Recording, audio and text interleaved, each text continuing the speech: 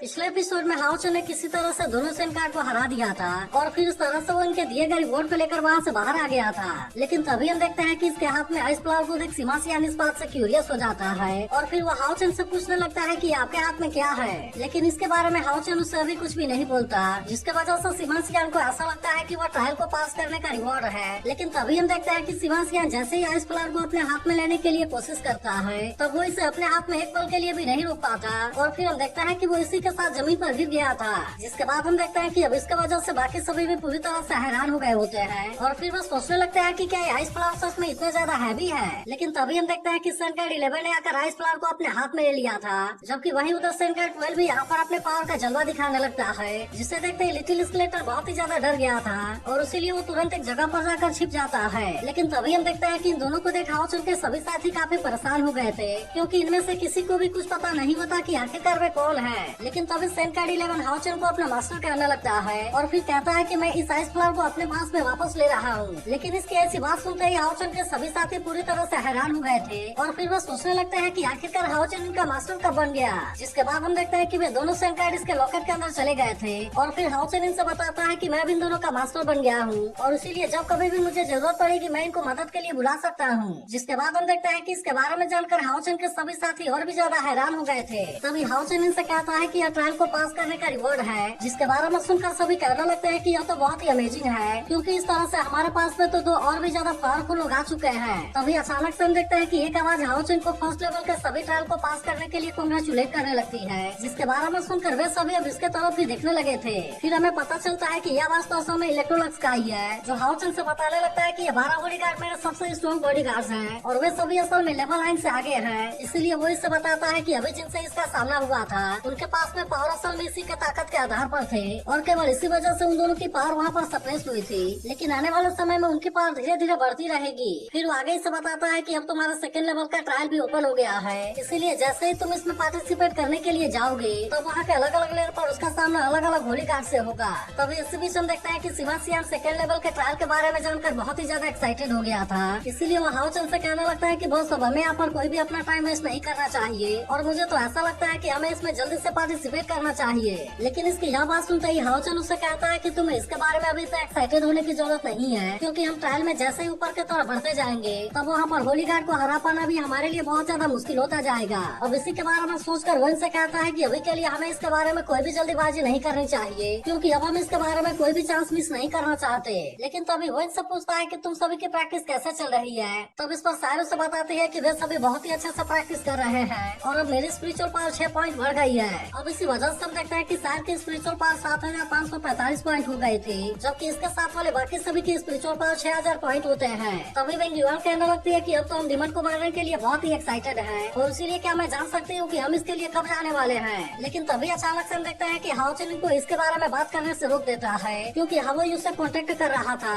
और इसीलिए हाउचन समझ जाता है कि साथ वो फिर से इवॉल्व होने वाला है। तब इसके बारे में सुनते ही लिनसन उससे पूछने लगता है कि आखिरकार ये इवॉल्विंग होती कैसे है। जिसके बाद हम देखते हैं कि चेन भी अब इसके बारे में देखने के लिए एक्साइटेड हो गई थी और तभी सायर भी कहने लगती है कि मैं भी हवाई के दुनिया को देखने के लिए जाना चाहती हूँ। जिसके बाद हम देखते हैं कि ऐसी बात सुनकर सिमासियान भी इसके लिए एक्साइटेड हो गया था और फिर वो भी कहने लगता है कि मैं भी हवाई की दुनिया को देखना चाहता हूँ। जिसके बाद हम देखते हैं कि इनकी बात सुनकर हाउचन भी इसके लिए मान गया था और फिर वो तुरंत इन सभी को अपने साथ लेकर वहाँ पर जाने लगता है। तब इसके दौरान वे ट्रेवल करते हुए इस बात से पूरी तरह हैरान हो गए थे और फिर कहने लगते हैं कि क्या दो प्लेन के बीच में ट्रेवल करने का फील ऐसा ही होता है। अब इसके कुछ देर के बाद हम देखते हैं कि वे सभी हवाई के दुनिया में आ गए थे, लेकिन अभी इस समय हाउचन इनके साथ में यहाँ पर नहीं आया होता। जिसके बाद हम देखते हैं कि वे यहाँ के नजारे को देख थोड़ा सा डर गए थे और फिर वे आपस में बात करने लगते हैं कि क्या हवाई की दुनिया ऐसा ही दिखती है। वहीं उधर सार भी यहाँ के ऐसे डरावने नजारे को देख पूरी तरह से हैरान होती है। तभी अचानक से हम देखते हैं कि यहाँ एक क्रिएचर लिनसन के ऊपर अटैक करने के लिए कोशिश करने लगा था, जिसे देखते ही हानि तुरंत उसे लात मार कर दूर कर देता है। लेकिन फिर इनको पता चलता है कि यहाँ पर तो ऐसे क्रिएचर का एक बहुत ही बड़ा ग्रुप है जो कि ऑस्टिन ग्रिफिन को मारने के लिए एक साथ में चिल्ला रहे थे और फिर हम देखते हैं कि वे सभी एक साथ में मिलकर इनकी तरफ अटैक करने के लिए आने लगे थे, जिसे देख वे सभी भी इनका सामना करने के लिए पूरी तरह से रेडी हो जाते हैं। लेकिन तभी हम देखते हैं कि हाउचन टेलीपोर्ट होकर किसी दूसरे जगह पर चला गया था और इसीलिए जब यहाँ पर उसे कोई भी नजर नहीं आता तो वो सायर को आवाज लगाने लगता है। अब इसी वजह से वो परेशान होते हुए सोचने लगता है कि आखिरकार वे सभी कहाँ पर हैं। लेकिन तभी अचानक से हम देखते हैं कि हवाई उसके सामने आ गया था, जिसे देखते ही हाउचन भी काफी खुश हो जाता है और फिर हम देखते हैं कि वो इसे खाने के लिए इसका सबसे फेवरेट ड्राई फिश देता है, क्योंकि हाओचन को ऐसा लग रहा था कि हाओयू भूखा है, लेकिन तभी हाओचन को पता चलता है कि यह तो असल में केवल हाओयू के मेमोरी की दुनिया है और यह सिर्फ उस समय का था जब वो बचपन में एक बटरफ्लाई के साथ में खेल रहा था। इसके बाद हम देखते हैं कि हाओचन भी चुपचाप वहाँ पर खड़े होकर इसके हरकतों को ध्यान से देखने लगा था और फिर कहने लगता है कि यह तो सच में बहुत ही नोटी है। तभी अचानक से हम देखते हैं कि हाओचन को अपने पीछे किसी के होने का एहसास होता है, इसीलिए वो इसका सामना करने के लिए अपने स्वॉर्ड को भी रेडी कर लेता है। लेकिन फिर उसे पता चलता है कि यहाँ पर तो कोई भी नहीं है। अब इसके बारे में सोचकर वो कहने लगता है कि क्या यह सब केवल मेरा इमेजिनेशन था। लेकिन तभी हम देखते हैं कि उसे अपने बाकी साथियों के बारे में भी बहुत ज्यादा चिंता होने लगी थी,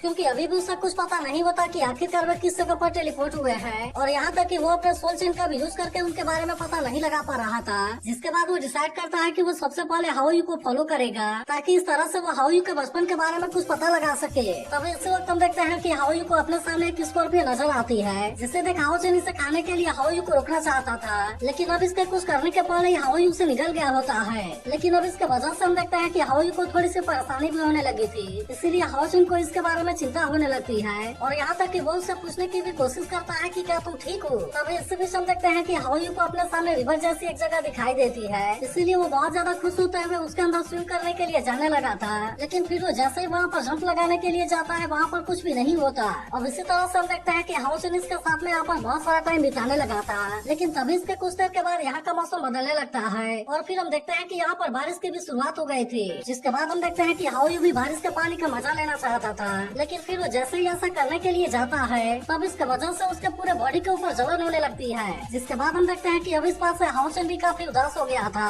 और फिर कहने लगता है कि यहाँ पर तो इससे बचपन में बहुत सारा सफर करना पड़ा। तभी अचानक से हम देखते हैं कि हाओयू के ऊपर अटैक भी होने लगे थे, जिसे देखते ही हाओचन हाओयू को बचाने के लिए कोशिश भी करता है, लेकिन असल में यह सब तो केवल हाओयू का मेमोरी था। इसी वजह से हाओचन इसके बारे में कुछ भी नहीं कर पाता। लेकिन तभी हम देखते हैं कि हाओयू के ऊपर अटैक करने के लिए बहुत सारे स्केलेटन भी यहाँ पर आ गए थे, जो कहने लगते हैं कि आज हम ऑस्टिन ग्रिफिन को किसी तरह से मार देंगे और उसने हमारे साथ जो किया है हम उसका बदला जरूर लेंगे। लेकिन वहीं अबूद और हाओचन भी ऐसा सीन को देख पूरी तरह से उदास हो गया होता है, क्योंकि पहली बार जब वो हाओयू से मिला था तो वो बुरी तरह से इंजर्ड था और इसीलिए वो कहने लगता है कि कहीं उस समय को उससे सारी इंजरी इसी वजह से तो नहीं हुए थे। जिसके बाद हम देखते हैं कि वे सभी एक साथ में मिलकर हाओयू के ऊपर बहुत ही बुरे तरीके से अटैक करने लगे थे और फिर इसी तरह से वो इसे टॉर्चर करते हुए अपने 100 किंग के पास में लेकर चले गए थे, जहाँ पर कि वो इसके पापों की सजा देने के लिए बात करने लगे थे। लेकिन असल में उस समय हाओयू काफी छोटा था, जिसके वजह से वो खुद को इनके अटैक से बचाने के लिए कुछ भी नहीं कर पाता। लेकिन हम देखते हैं कि यहाँ के किंग इसके ऊपर बहुत ही ज्यादा गुस्सा होते हैं और वे हाओयू को टॉर्चर करने के लिए सभी अपने पावर का यूज करके अटैक करने लगते हैं। जिसके बाद हम देखते हैं कि दूसरा और तीसरा वाला किंग भी अपने पावर का यूज करके इसके ऊपर अटैक करने लगा था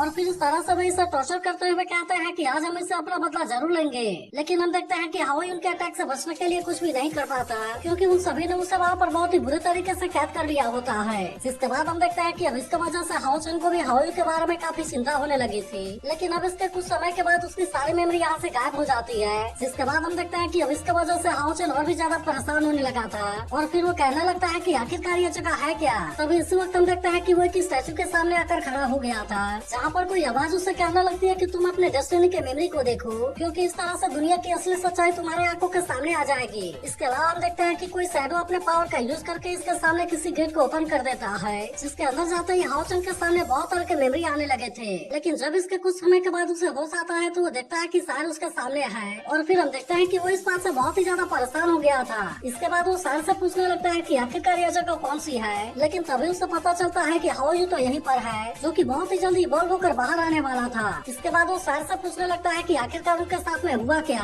और वे सभी इस तरह से यहाँ पर कैसे आ गए। जिसके बाद सार उसे बताने लगती है कि जब वे हाओयू की दुनिया में आए थे तब उस समय हाओचन वहाँ से गायब था, लेकिन इसके अलावा उन्होंने देखा कि एक माउंटेन के नीचे बहुत सारे क्रिएचर इकट्ठा हुए थे और फिर इसके कुछ देर के बाद हुआ और हाओयू उनको यहाँ पर मिले। जिसके बाद हम देखते हैं कि हाओचन सार को ऐसी चिंता में डालने के लिए सॉरी कहता है और फिर उससे पूछता है कि अब यहाँ की सिचुएशन कैसी है। तब इस पर सार उसे बताती है कि जब वो कोमा में था तब इन्होंने क्रिएचर के एक बहुत बड़े ग्रुप का सामना किया, जो कि अभी भी यहाँ पर अंदर आने के लिए अपनी तरफ से पूरी कोशिश कर रहे हैं और इसीलिए सभी लोग एक साथ मिलकर उनको गुफा के बाहर रोकने में लगे हुए हैं। जिसके बाद हम देखते हैं कि क्रिएचर का ग्रुप अभी भी गुफा के अंदर आने के लिए अपनी तरफ से पूरी कोशिश कर रहा था, इसीलिए याद खानी और बाकी लोग भी उनको रोकने के लिए रेडी हो गए थे और फिर वे सभी तुरंत अपने अपने पावर का यूज करके इनके ऊपर अटैक करने लगते हैं। तभी इसी वक्त हम देखते हैं कि हाओचन भी इनका साथ देने के लिए यहाँ पर आ गया था, जिसे देखते ही लिनसिन और बाकी लोग भी बहुत खुश हो जाते हैं और फिर उससे पूछने लगते हैं कि लीडर क्या आप ठीक हैं। तब इस पर हाओचन इनसे कहता है कि मैं तो ठीक हूँ, लेकिन क्या तुम सभी भी यहाँ पर ठीक हो। तभी इसी बीच हम देखते हैं कि सिमासियान अपने लाइट हैमर का यूज करके अटैक करने लगा था।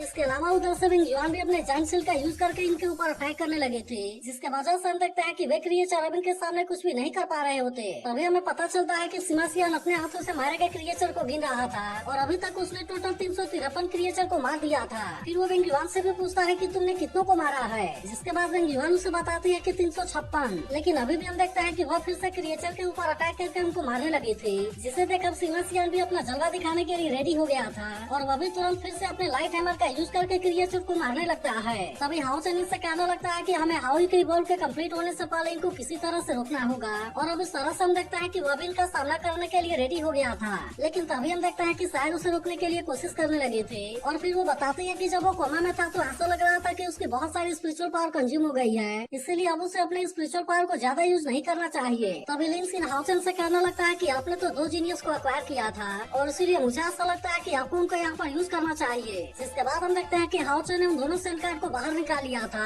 और फिर इनसे कहता है कि तुम इस बैटलफील्ड को साफ कर दो। जिसके बाद हम देखते हैं कि वे दोनों भी तुरंत इसके लिए रेडी हो गए थे और फिर वे जैसे क्रिएचर के ग्रुप के ऊपर अटैक करना स्टार्ट करते हैं तब हाउ चेन के सभी साथी उनके पावर को देख हैरान हो जाते हैं। तभी इससे भी हम देखते हैं कि सेन कार्ड वाला बहुत ही खतरनाक तरीके से अटैक करने के लिए रेडी हो गया था, इसीलिए वो कहने लगता है कि अभी तो मैं लेवल 6 में भी नहीं हूँ, लेकिन इसके बाद भी चलो मैं तुम्हें अपना सुरा स्लाइस के पावर को दिखाता हूँ। अब इतनी बात कहने के बाद हम देखते हैं कि वो अपना सुरा स्लाइस का यूज करके अटैक कर देता है, जिसके वजह से अब इनमें से कोई भी इसके पावर के सामने कुछ भी नहीं कर पाता और इसीलिए इसके सामने जितने भी क्रिएचर आते हैं वे इसके पावर के वजह से मारे जाते हैं। वहीं अब उधर हाउ चेन के साथी भी इनके ऐसे पावर को देख पूरी तरह से हैरान हो गए होते हैं और कहने लगते हैं कि यह सेन कार्ड तो सच में बहुत ही ज्यादा खतरनाक है। तभी इससे भी हम देखते हैं कि सेन कार्ड 11 भी यहाँ पर अपने पावर का यूज करने के लिए रेडी हो गया था, जिसके बाद हम देखते हैं कि वो जैसे ही यहाँ पर अपने आइस पावर का यूज करता है तब इसके ऐसे पावर के सामने वे क्रिएचर कुछ भी नहीं कर पाते और इस तरह से उसने अपने पावर से इन सभी को बहुत ही आसानी से फ्रीज कर दिया था। जिसके बाद हम देखते हैं कि इसके ऐसे पावर को देख लिन सिन काफी घबरा गया था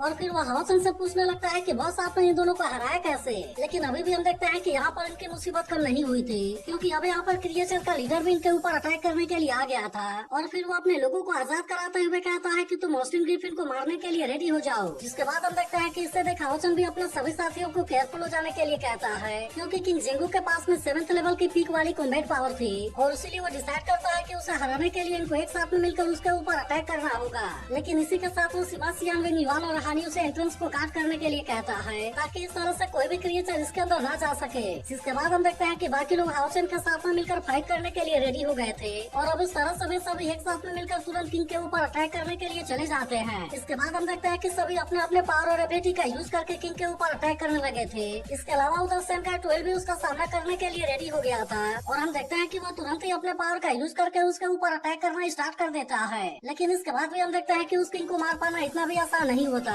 इसीलिए सेन का 11 भी अपने पावर का यूज करके इसके ऊपर अटैक करने लगता है। तभी इसी बीच हम देखते हैं कि हाउ चेन और उसके बाकी साथी भी इसके ऊपर अटैक करने के लिए आ गए थे। जिसके बाद हम देखते हैं कि किंग भी अपने पावर का यूज करके अटैक करने के लिए रेडी हो गया था, लेकिन इसी के साथ हम देखते हैं कि उसने अपने ही और भी बहुत सारे लोगों के पावर को एब्जॉर्ब कर लिया था, जिसके वजह से इसके वेपन के पावर बहुत ही ज्यादा बढ़ गई थी। लेकिन इसके बाद भी हम देखते हैं कि दोनों सेन कार्ड ने अपने पावर का यूज करके उसके अटैक को बहुत ही आसानी से रोक लिया था। जिससे देखते ही हाउ चेन सभी से पूछता है कि क्या तुम सेफ हो। तब इस पर हानियों से बताता है कि हाँ, हम सभी पूरी तरह से सेफ हैं। लेकिन तभी हम देखते हैं कि वह किंग भी किसी तरह से ऑस्टिन ग्रिफिन यानी कि हाउई को मार देना चाहता था, इसीलिए वह तुरंत ही अपने बहुत ही पावरफुल ऑरा का यूज करके अटैक कर देता है। जिसके बाद हम देखते हैं कि इसके पावर के सामने कोई भी ज्यादा कुछ नहीं कर पाता। लेकिन तभी हम देखते हैं कि हानियो एंट्रेंस के ऊपर खड़ा होकर इसके पावर को रोकने के लिए रेडी हो गया था और फिर वो कहता है कि अब मेरे स्पिरिचुअल पावर के पावर को टेस्ट करने का टाइम आ चुका है। इसके बाद हम देखते हैं कि उसने इसके पावर का यूज करके किंग के अटैक को बहुत ही आसानी से रोक लिया था, जिसके वजह से किंग का अटैक भी अब इसके सामने कुछ भी नहीं कर पाता।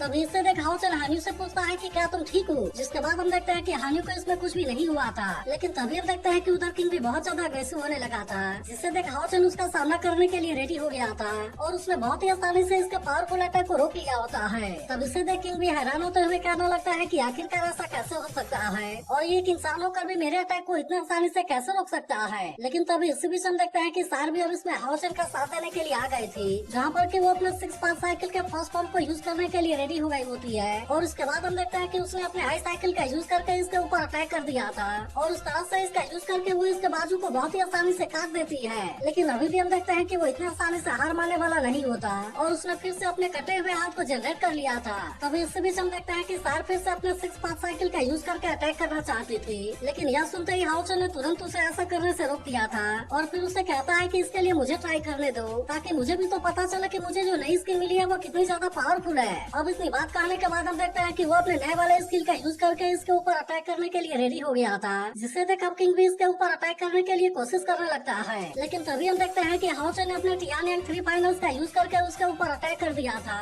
जिसके वजह से वो किंग भी इसके अटैक को रोकने के लिए कुछ नहीं कर पाता और फिर हम देखते हैं कि वो हाओचन के पावर के वजह से मारा जाता है। लेकिन वही उधर इसके ऐसे पावर को देख लिनसिन हैरान हो गया होता है और फिर वो कहने लगता है कि क्या ये गॉड की पावर है। तभी अचानक से हम देखते हैं कि हाओचन स्पिरिचुअल पावर के कंज्यूम हो जाने की वजह से नीचे गिरने वाला था, लेकिन यह देखते हैं सिमासियन सही समय पर उसे रोक लेता है। इसके बाद हम देखते हैं कि सार को भी हाओचन के बारे में बहुत ज्यादा चिंता होने लगी थी और इसीलिए वो तुरंत इसे आकर गले से लगा लेती है। लेकिन इस पर हाओचन उससे कहता है कि तुम्हें डरने की कोई जरूरत नहीं है। तभी इसी वक्त हम देखते हैं कि हाओयू ने भी अपने इवोल्यूशन को कंप्लीट कर लिया होता है और अब इसके कुछ देर के बाद वो इनके सामने भी आ गया था, जिसके बाद हम देखते हैं कि इसे देखकर सभी पूरी तरह से हैरान हो गए थे और अब इसके पास में टोटल 4 सिर हो गए होते हैं। लेकिन तभी हम देखते हैं कि किसी वजह से हाओयू बहुत ज्यादा अग्रेसिव होने लगा था, जिससे देख अब हाओचन को भी इसके बारे में चिंता होने लगती है। लेकिन तभी हमें पता चलता है कि तीनों किंग भी इसके ऊपर अटैक करने के लिए आ गए हैं, जिससे देख अब हाओचन भी इस बात से बहुत परेशान हो गया था और फिर वे कहने लगते हैं कि आखिरकार हम फिर से मिल गए। तो अगर एक्सप्लेनेशन अच्छी लगी हो तो वीडियो को